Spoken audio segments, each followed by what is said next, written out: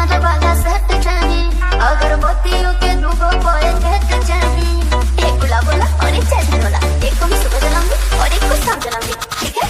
माई के सिंगार वाला सेट चाहिए, अगरबत्तियों के धूपों पर कहते चाहिए। ये लीजिए 10 रुपए और बाकी खाते में लिख दीजिए। अरे मैडम, तू जितना सामान कहबू हम उतना सामान दे, ओकरा खातिर हम भागल ना होई, लेकिन जदि उधारी के बात कइलू त बुझ लिह हम संतोष पागल नहीं। एक बारू हतनी मांगा दारू हटाना, हतने पैसा में सामान ले बुकाना, हतने पैसा में सामान ले बुकाना। गाने में कि हम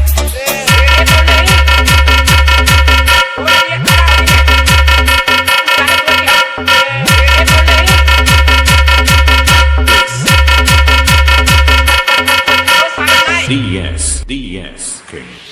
तोरा जस दू चार गो आजा से गहकी हंस जाई मोर दुकानदारी हो, मजद लगा के चढ़े ऊपर शादी खुश हुई जाई है महतारी हो।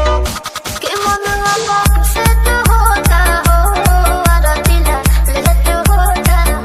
जल्दी जल्दी सामान झोरा में डालो। अरे मैडम, तू झोरा में डलवाव चाहे बोरा में डलवाव, ओकरा खातिर हम भागल ना होई, लेकिन जदि उधारी सुधारी के बात कइलू त बुझ लिह हम संतोष पागल नहीं।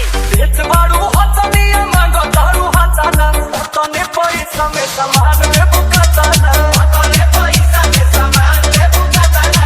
मारो ना एक फटके को भागल ना संतोष पागल